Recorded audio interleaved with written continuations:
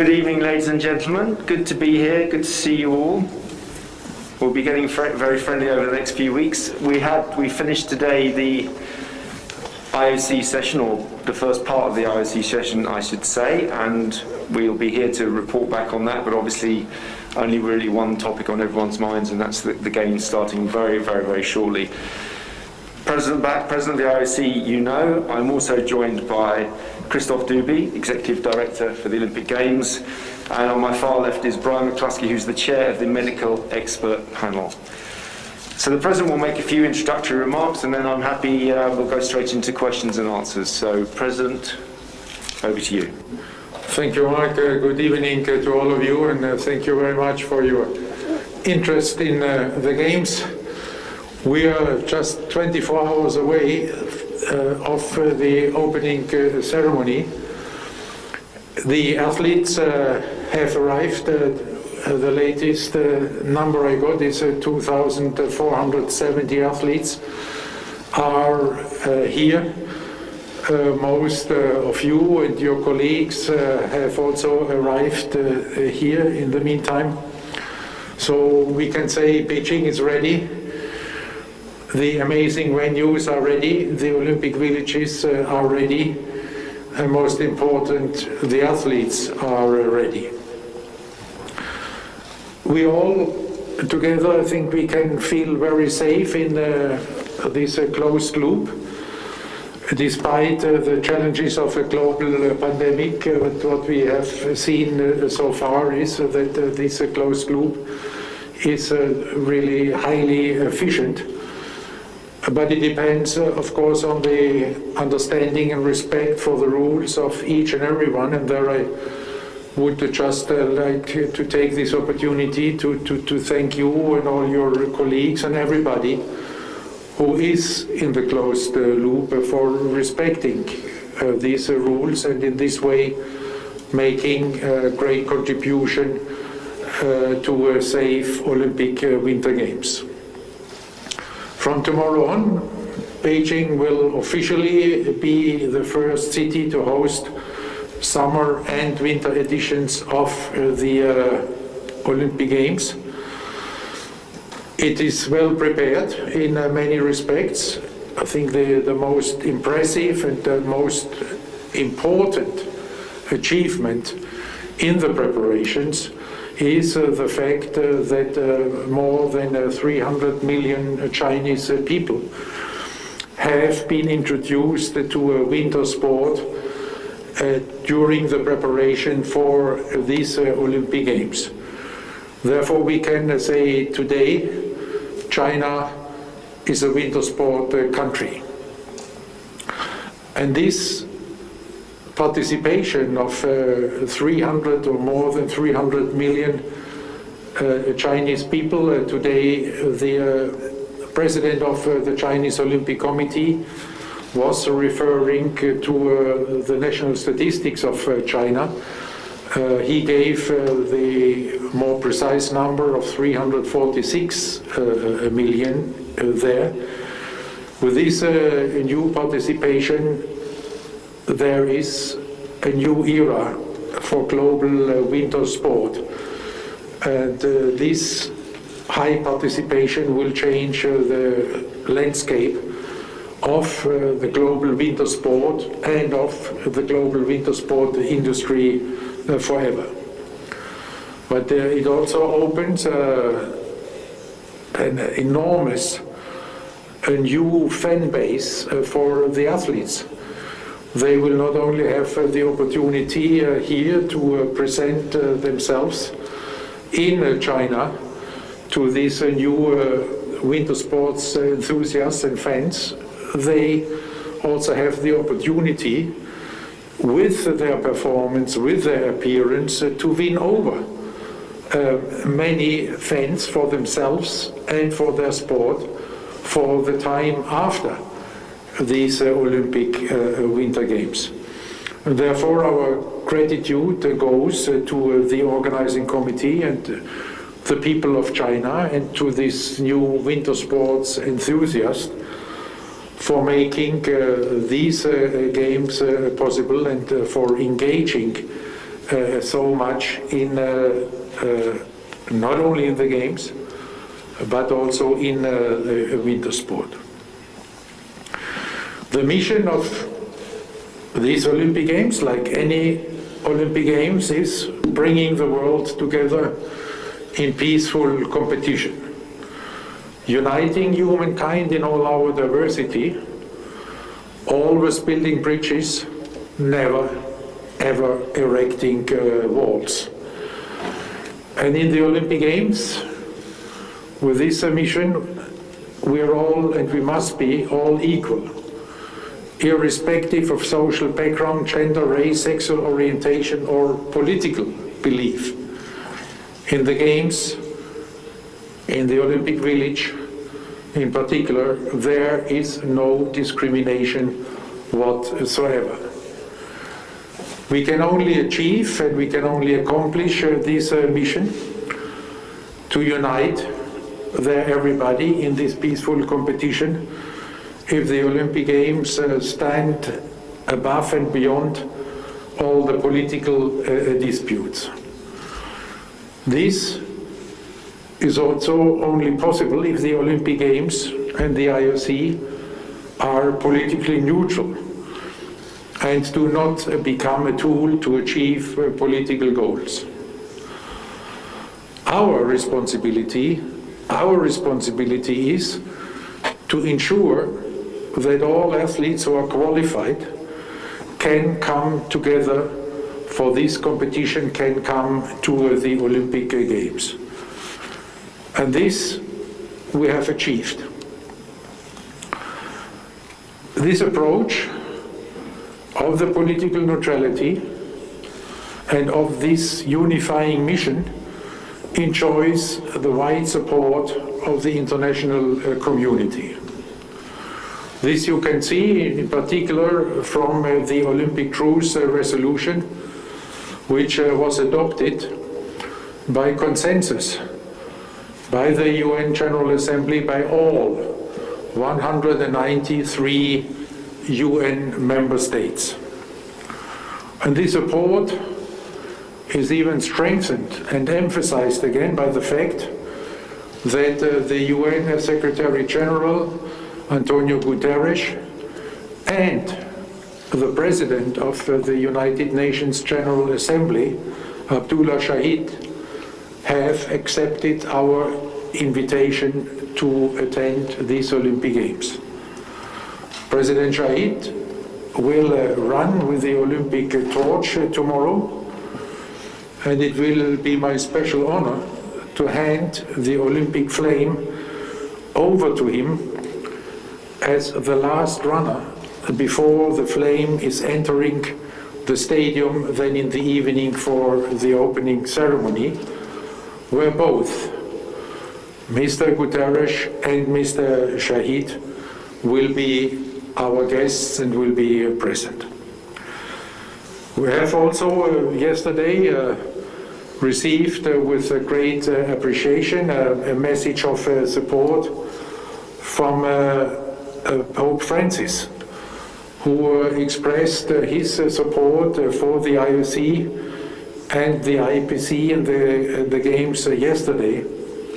And here allow me to quote, he said, I wish the great Olympic and Paralympic family a unique experience of human brotherhood and peace.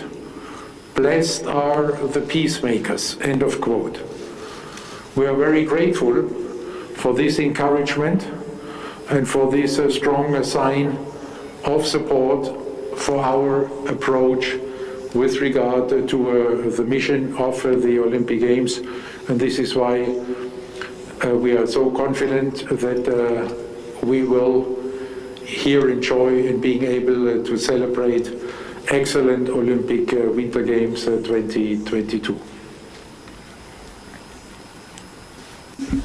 Thank you very much, President. Okay, in times of COVID, obviously we have to be a little bit careful with the microphones, so please wait to be asked and then go up to the microphone. Let's start with the lady here, and then we'll go to Carlos from Reuters. Yeah.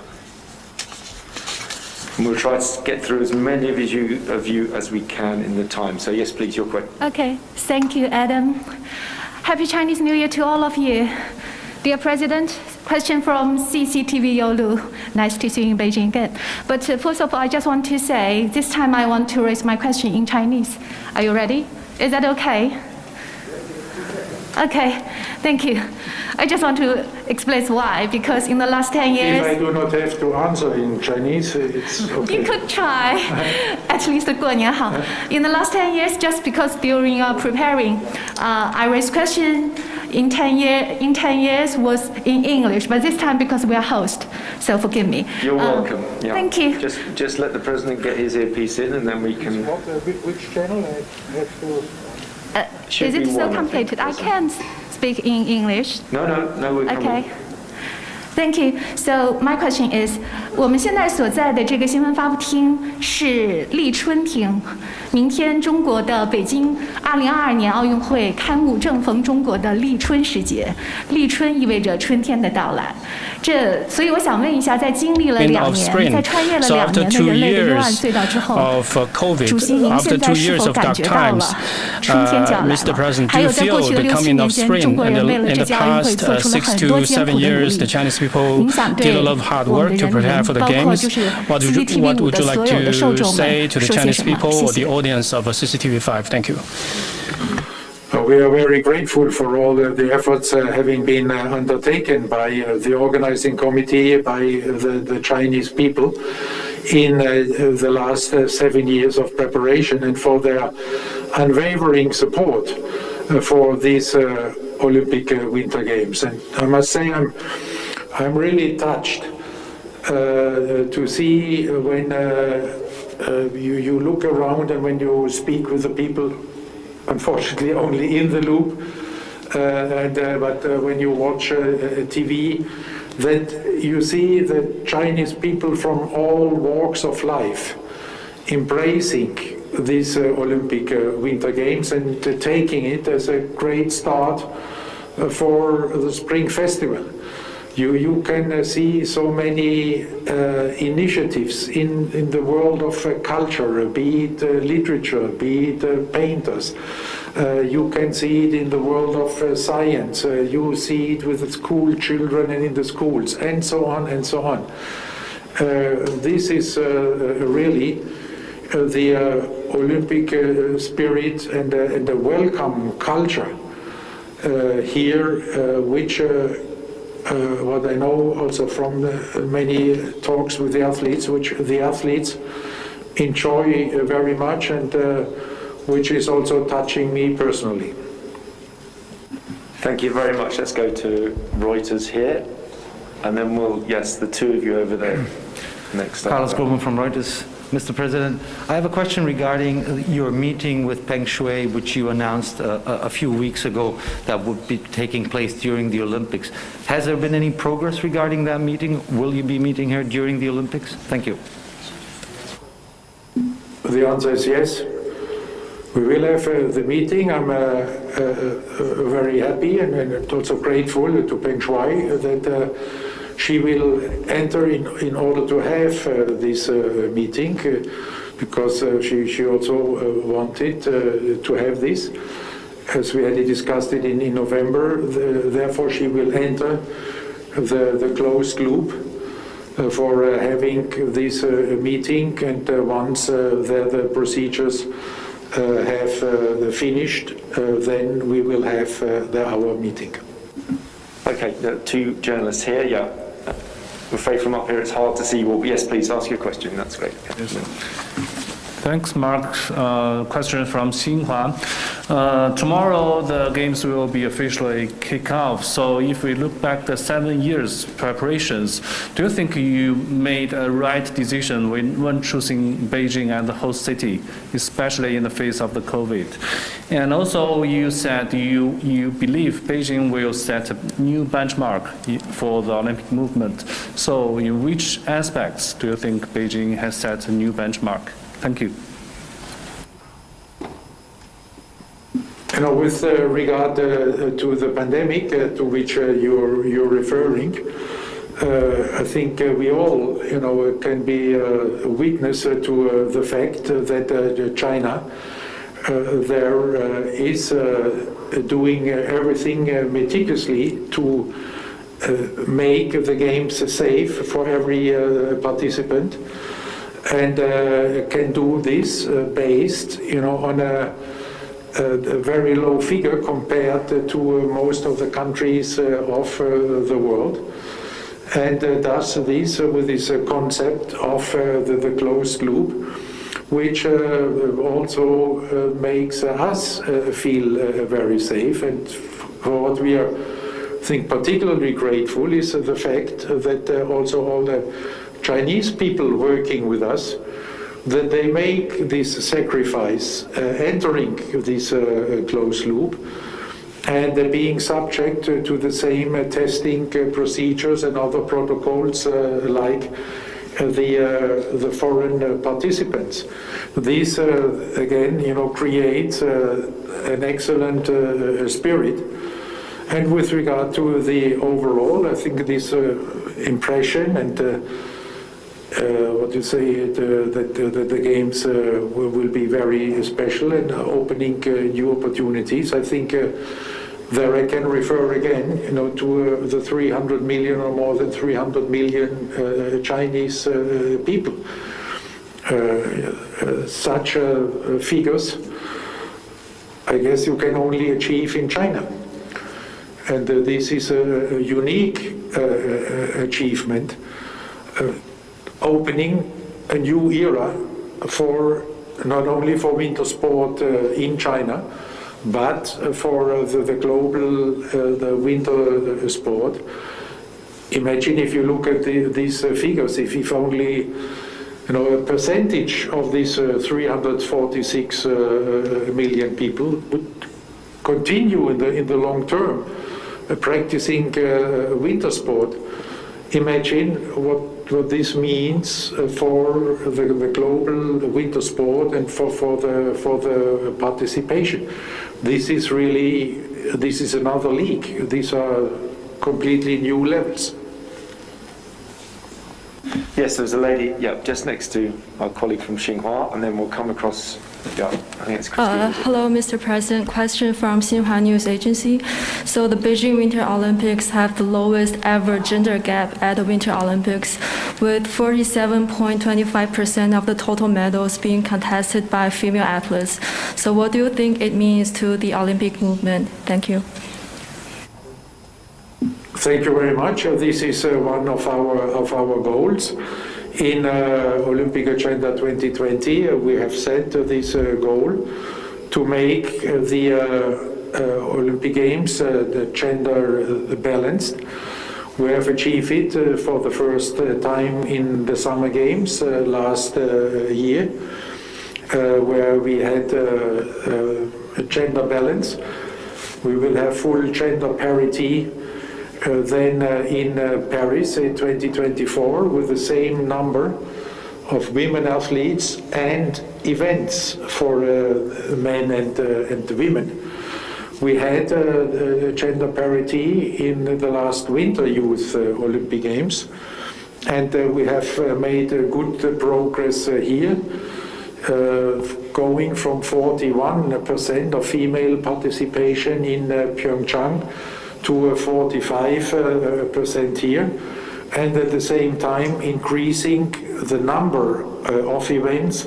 In particular, there are also the mixed events, where we have a growth, where we have established a growth of 50%, going, if I'm correct, Christoph, from 8 mixed events in Pyeongchang to 12 here in Beijing. And the clear target, the clear goal is then in Milano Cortina to be with the Winter Games where we are with the Summer Games means parity between men and women participating in the Games. Okay, I think I saw is it Christine there? Yeah. Oh. And then just in front, gentlemen, and then we'll come down to you two. In a second, sir. Thank you, Mark. Christine Brennan, USA Today. Mr. Bach, I know how much you care about women's sports and equality and opportunity for women. And one of the biggest issues for women in the world, as we all know, is the Me Too issue, the issue of sexual assault and allegations of sexual assault. The world's biggest Me Too story, an issue over the last few months, has been Peng Shuai. As you are aware, she spoke eloquently and importantly about a sexual assault allegation against a former top Chinese official. I've asked Mark about this. I want to ask you now and give you an opportunity to speak to it. She's a 3-time Olympian. And in the 2 conversations you've had, you have not told us anything about what you want to do to investigate or look into the issue of her very important allegation against sexual assault. We do know, after the fact, many weeks later, she said it wasn't true. I don't know anyone who believes that. Certainly the Women's Tennis Association does not believe that, recanting, and is asking for an investigation. What do you plan to do about the sexual assault allegation, and do you plan to ask or seek an investigation? Thank you. Well, thank you very much for this question. To be clear, I was only in one of these calls, of a number of calls, which have been taking place since November. The last one, I think yesterday or the day before yesterday, between members of our IOC team and Peng Shuai. Our approach was and is, first of all, in the interest of Peng Shuai, to answer the question, which was really our question, and also touching us and concerning us from the human point of view. The question was, where is Peng Shuai? And this is why we took this approach to get in contact, to get to know where she is, and as far as possible how she is. And this you can only achieve if you take contact. If you do not take contact, if you just make a declaration with about the status, you don't get any further normally.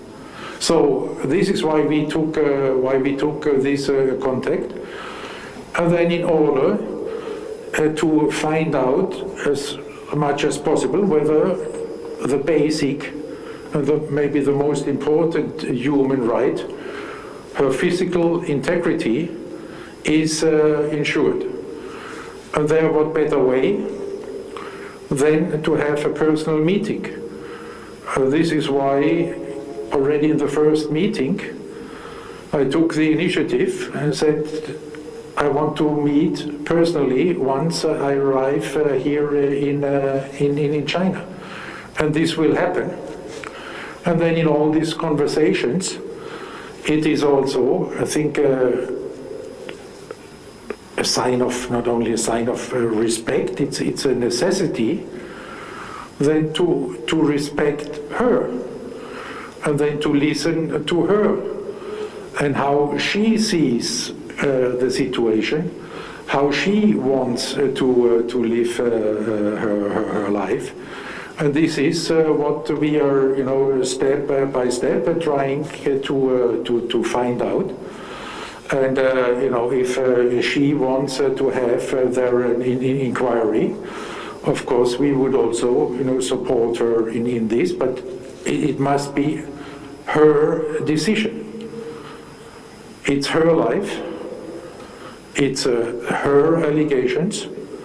We have had the allegations, and we have heard the withdrawal, and we will have this personal meeting, and there we will continue this conversation, and then we will know better also about her physical integrity and about her mental state when we can finally meet in person. And this was the objective of this initiative from the very beginning.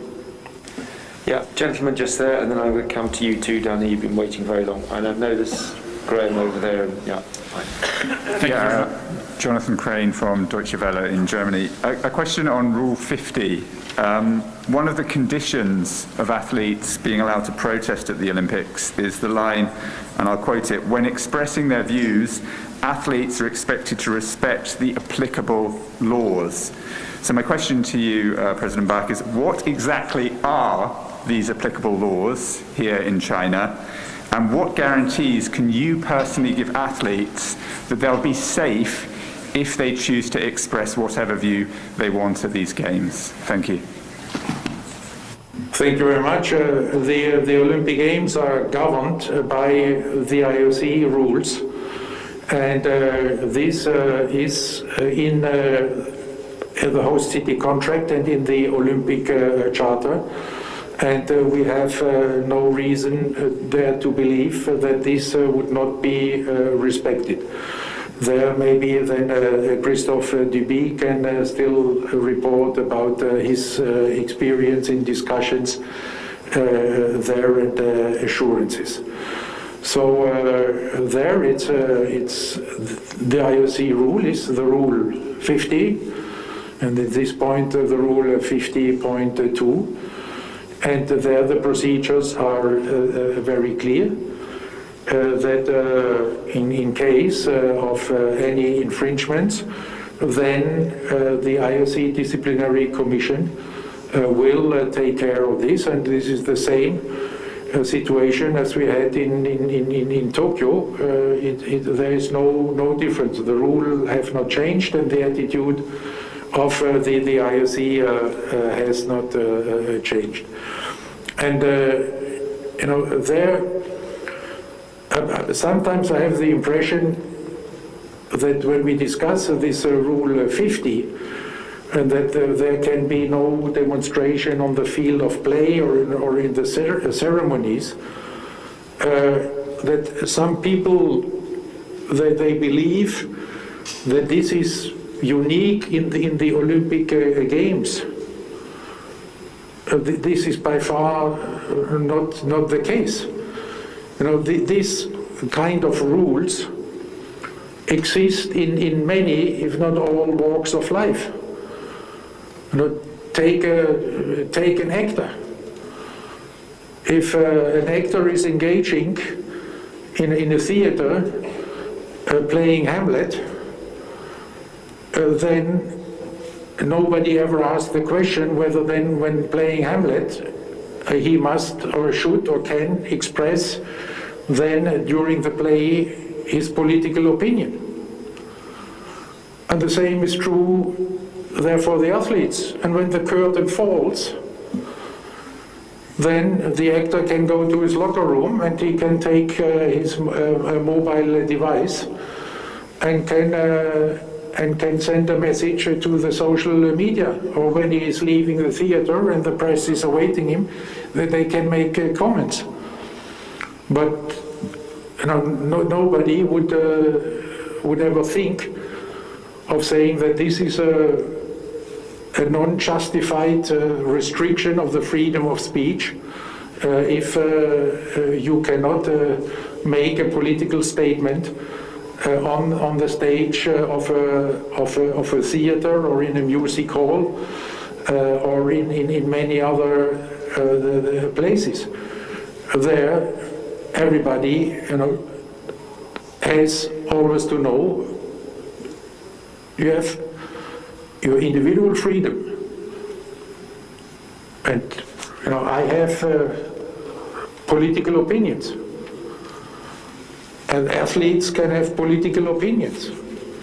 But when you join an organization, when you engage in an event, be it the actor in the theater, be it the athlete in the games, you have to respect the rules which are made in the overall interest of the organization you're engaging with. The theater can only work if they play the plays. And the games can only work if it's about sport and the rules of the game are respected and the mission of the games is respected. So it's not a rule which is unique to the games or to sport. Thank you, President. Christoph, did you want to add anything on? Yes, maybe one it's even not a precision, but just to enforce the argument, in 2015 we're here at the time of the candidature, and this is a guarantee we ask, and this is a guarantee we obtain. Since then, we've had the conversation many times, and in no equivocal terms. Never we have been under the impression that the IOC would not be the decision-making when it comes to Rule 50.2. Now, one thing that has evolved, and for the better, is the clarification regarding, as you said, President, the 3 areas where the athletes themselves have decided that there would be no demonstration, and this is the field of play, the ceremonies, and the medal ceremonies. So, of course, we've worked with the organizing committee already in Tokyo, and I've further explained this rule here in the context of Beijing. But again, this was a rule established by the athletes, for the athletes. Respect the dignity of the moment and the place. Thank you very much, Christoph. Yeah, these 2 gentlemen here, and then we'll come to you, sir, in a minute, but I have to get around everyone who's been asking, so I'll try to, yeah. Well, thank you so much. I'm a reporter from China Global Television Network, CGTN. My question is, the Beijing Winter Olympics is the first Winter Olympics to be held under the Olympic motto, together. How do you interpret the idea of the togetherness in the Olympics when there are so many divisions, competitions, and rivalries in the world today, particularly today? Thank you. Thank you very much. I think that the meaning is twofold. The together is reflecting on the unity in all our diversity of the games. Here everybody is coming together to have a peaceful competition. The other meaning is that we have realized in particular, and we have learned it maybe the hard way, during the pandemic, that in fact we can address the many challenges of life in our interdependent world only in solidarity, means by working together. The pandemic, even if in one country you would have no virus anymore, the pandemic would not be over. Climate change. No country, no organization in the world can solve the problem of climate change. And you can, go on with this list. And the athletes, and in sport, I think we know this particularly well. Every athlete knows that he can only live the Olympic motto, that he can only go faster, that he can only aim higher or become stronger if he's surrounded by a team, if he is assisted by fans, and if he has a great coach, and if he has a good physio. So the work together in the motto also, shows the way how to achieve the goals of the Olympic motto. Thank you very much. Yeah, gentlemen here, and then we'll go to Sir in the black top, and Wakako after that. Yeah. Thank you. Steve Futterman from CBS News. Nice to see you, President Bach, again. I wanted to clarify something that was asked just before on the Rule 50.2. So I understand what you're talking about, especially when you talk about actors performing. They don't make their comments. They do what they have to do to perform. They read their lines and everything. And I understand what you talked about in the field of play, the medal ceremony. I've seen situations, though, where actors do make political statements, like at the Oscar ceremony. And at these post-news conferences that we're going to have with athletes, should athletes be fearful of their well-being, their safety, if they say things that might be objectionable to the Chinese government? Or do they have assurances that they're going to be safe? I know what you would prefer. You don't want politics involved at all. That's the IOC perfect world, but sometimes it just doesn't work out that way. Should the athletes be fearful if they decide they want to say something? Thank you. The athletes enjoy the freedom of speech in the press conferences or in the social media, and this is enshrined implicitly in the Rule 50, because the Rule 50 speaks only where you cannot, and there. And I think the same rules apply worldwide. I would suggest to every athlete, wherever the games are taking place or whenever an athlete is making a statement, that he does not insult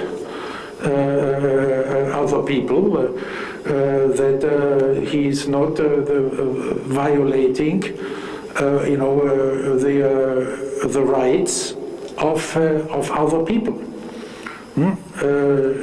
but then expressing freely their opinion, and this is wherever. We had this in Tokyo. It will be here. It will be in Paris. That is irrespective of the host of the games. Yeah, gentlemen, they're very eager to get to the microphone, so yes, sir. Yeah. Kept on pointing at me, but yeah. David Ward from 7 News Australia here, just picking up on an earlier question there about Peng Shuai. Just for clarity, is it an issue of the IOC actually having no current information on her physical well-being and whereabouts, or just that it's not willing to say so publicly? We said publicly we have this information, but so far only via a video conference, and I think this cannot replace the personal contact and appearance, and we know from her explanations during the video conferences that she is living here in Beijing, that what she is reporting, that she can move freely, that she's spending time with her family and friends, and now we will be able to do the next step in a personal meeting to convince us in person there of her well-being and of her state of mind. Okay, I think I see Wakako there, and then we'll go to AP after that. Yeah, and then I'm afraid we're going to have to go to this side for a bit. Yeah. Thank you, Mark, and thank you, President. Wakako Yuki from the Yomiuri Shimbun. Beijing and Tokyo were two Olympic Games back-to-back being held in pandemic situation, and we Japanese people somewhat feel legacies of the Games, as we know of, somewhat diminished. You've given a World Trophy to Seiko Hashimoto today with a comment that she would be, you hope, she would be the instrumental for the future changes in the society. What is your view toward the legacies that Olympic Games impact on the societies under these difficult circumstances? How long it takes for us to nourish? And if I may, Mark, and if I may, President, another question. Peace, yes, peacemaker and Olympic truce, which is quite important. Would you be meeting with the President Putin when he arrives in and talk about Olympic truth? Thank you. Very much. We have heard today from the organizing committee about Tokyo, about the legacy of the Games. They have emphasized that more people in Tokyo are becoming physically active, what is obviously very important. and part of the health policy of Japan and also other countries. We have also been informed that now, one after the other, the Olympic facilities are being made available for the public. We have also been informed about new technologies which have been applied in the organization for the Games, reducing carbon emissions and many more. All these are legacies of the Olympic Games. And with regard to Seiko Hashimoto, she got this prize there today, not only or not primarily for her work there as the chair of the organizing committee, but for her long year engagement for gender equality and for diversity in Japan. And there, what we hear there and what obviously the jury, to which I do not belong, heard that there in Japan, that she achieved a lot, that she was a role model for women in leaderships, also one of the first female ministers in Japan, fighting also for LGBT plus rights, for diversity in the society, and this is therefore why the jury decided to award her this Women in Sports Awards, and I think she really deserves it, even if I'm not a member of the jury. Allow me this, that I think she really deserves this honor with all her achievements and efforts. Second question. What was it? The peacemaking. I made already an appeal today in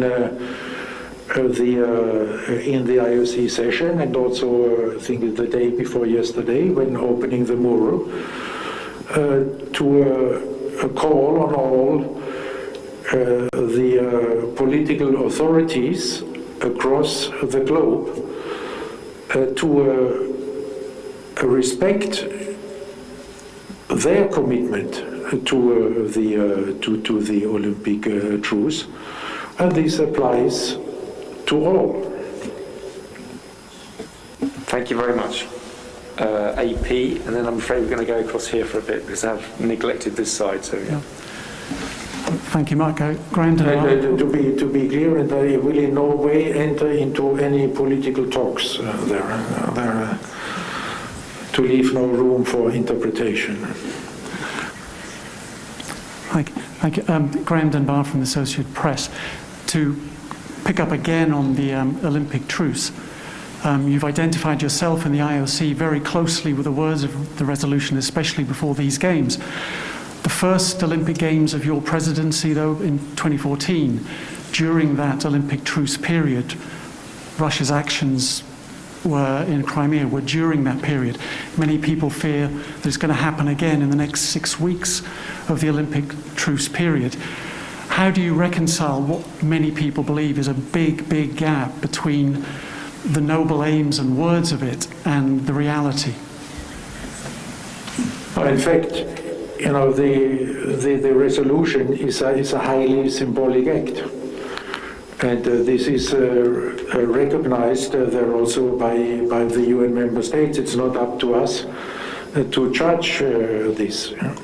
There, it's an initiative by the UN member states, where the IOC has no right to vote, and it was initiated 3,000 years ago to safeguard the Games and to make the organization and the travel to and from the games safe for everybody.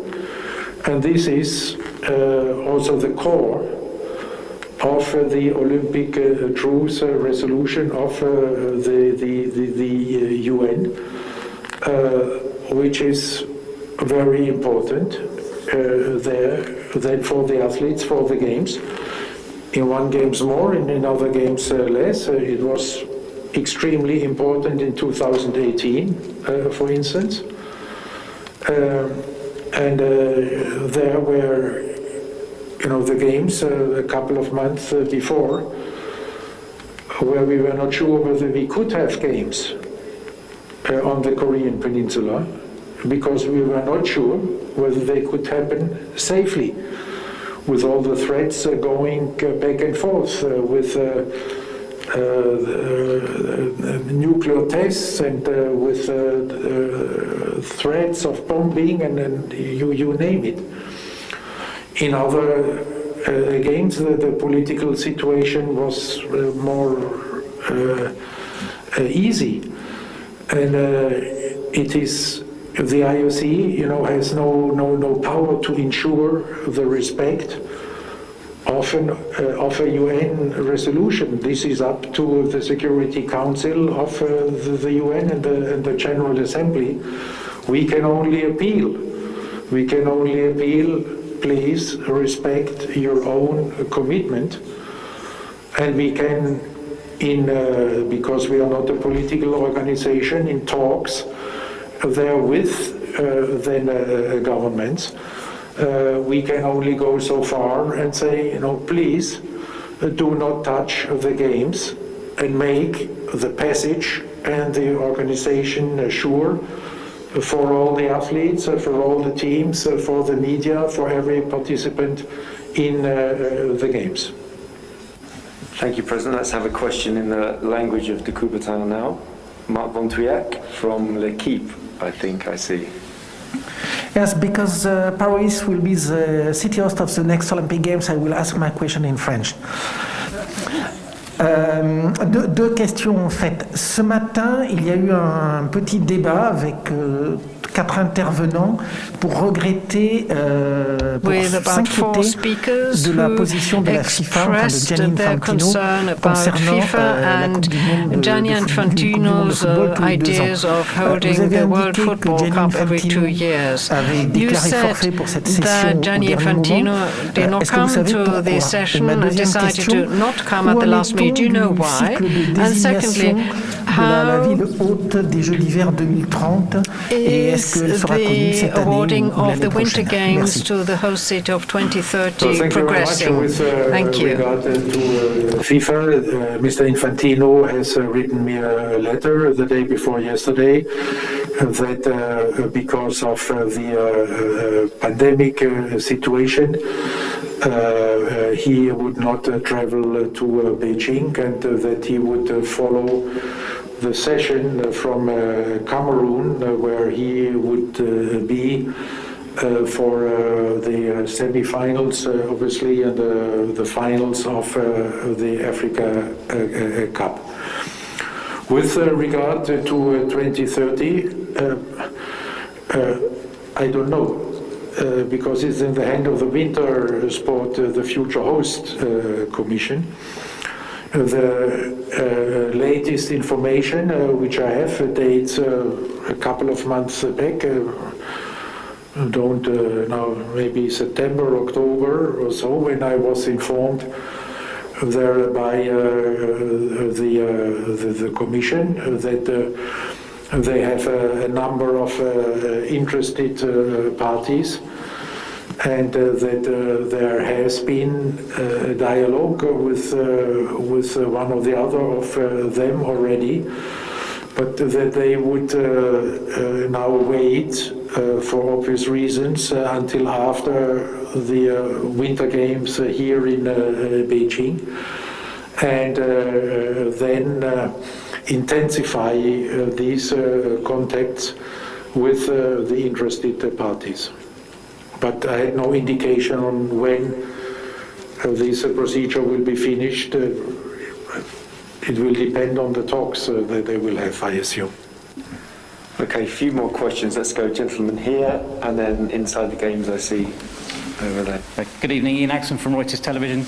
If sport and politics don't mix, what's the IOC's view on the fact that Keith Falbo, a soldier involved in the skirmishes between China and India in 2020, carried the torch yesterday?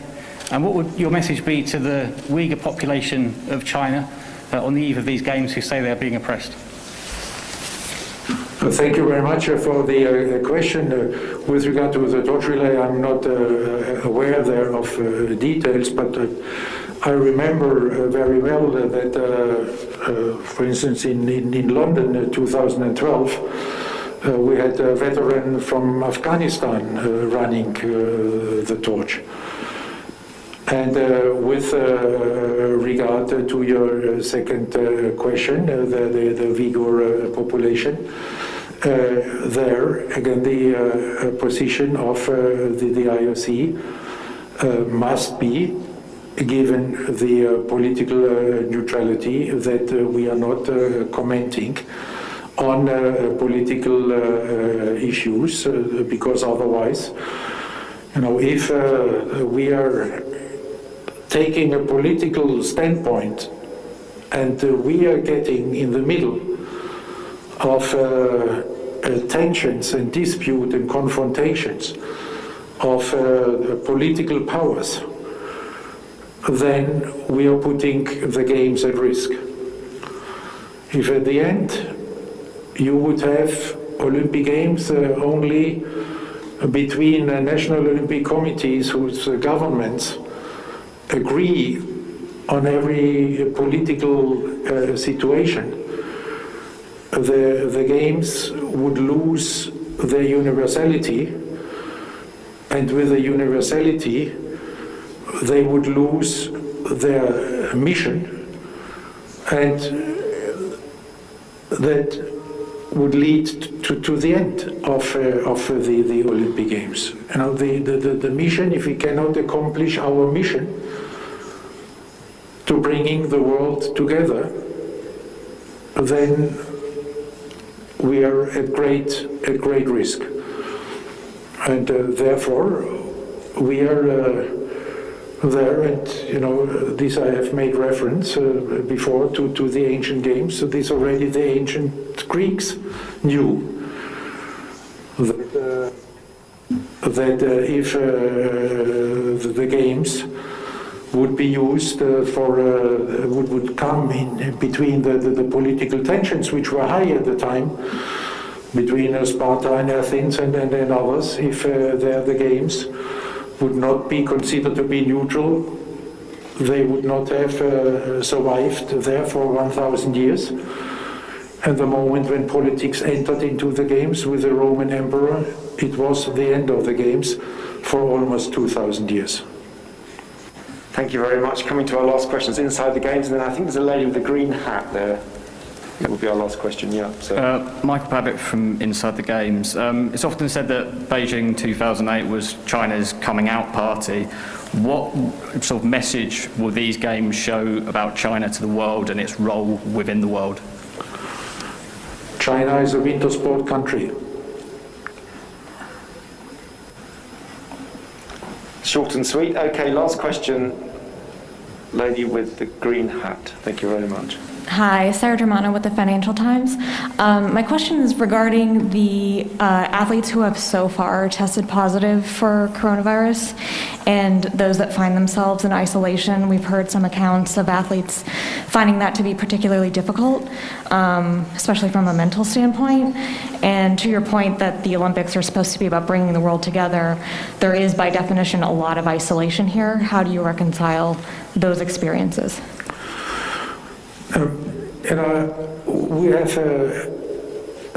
a lot of sympathy and huge sympathy for all the people who are concerned with the pandemic and are infected and in isolation or are direct contact persons. And you know, when I say everybody, allow me there also to say that what concerns me most and what goes most to my heart is about the athletes, because I can feel with them. Put yourself into the shoes of an athlete having made the qualification for Beijing for the Olympic Winter Games, coming here, getting off the plane and saying, I made it. Here I am now, my Olympic game, my Olympic dream is coming true. Then the athlete has to wait for a couple of hours, and then uncertainty comes in. Oh, I hope everything is going right, not knowing, sometimes for many hours, for too many hours, what is going on. And then in the worst case, getting a positive result, destroying maybe your Olympic dream, at least jeopardizing it. This is, mentally an extremely challenging situation. Extremely. You're working for years for this, and then all of a sudden, and you see, here I am, and then all of a sudden all this collapses, and I can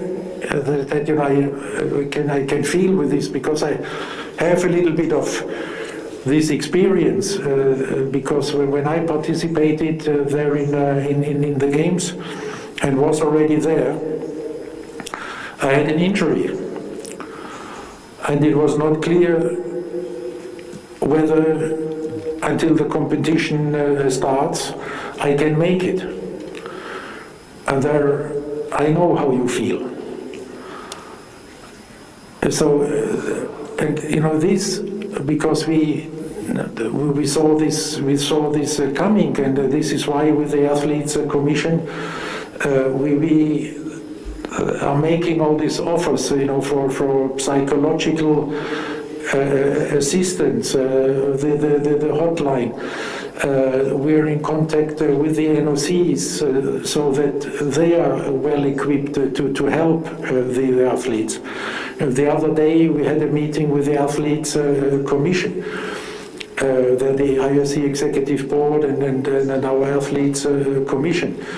And there, we said, maybe it should be considered that in such cases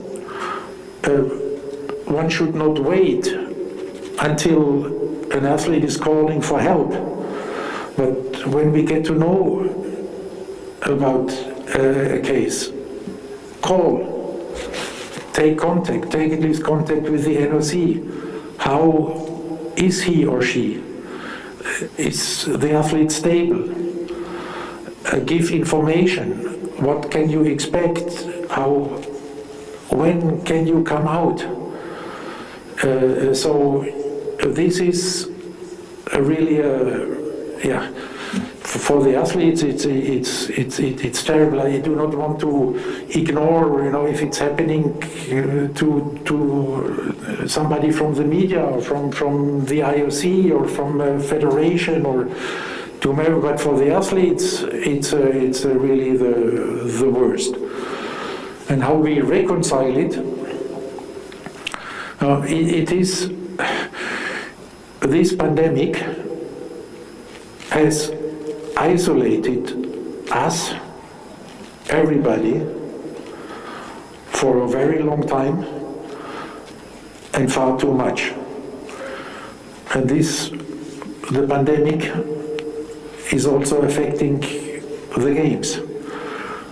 And this is, on the other hand, why we feel how much the athletes appreciate the games. We could see this, and we got this also as a message from the athletes, and we feel it here. That there in the games, what they appreciate most is that they happen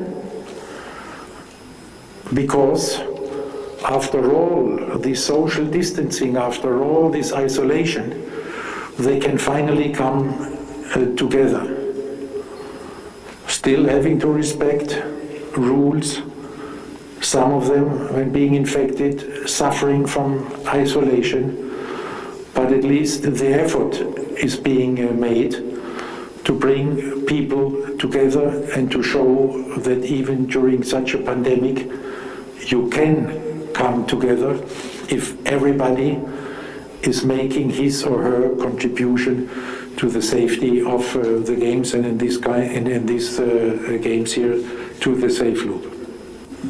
Thank you very much. We have gone over the hour, so I'm afraid we're going to have to call it a day there. With huge apologies to people we couldn't get to. You will have many chances to ask more questions. Since we were talking about theatre earlier on, let me thank the two supporting actors, particularly Brian, who didn't actually have a line in the end, so next production maybe. But President, thank you very much, and we'll see you again in a couple of days, I think. Okay, thank you, and I hope we can all enjoy the games together. Looking forward to opening ceremony tomorrow evening. Thank you very much, and have a good evening.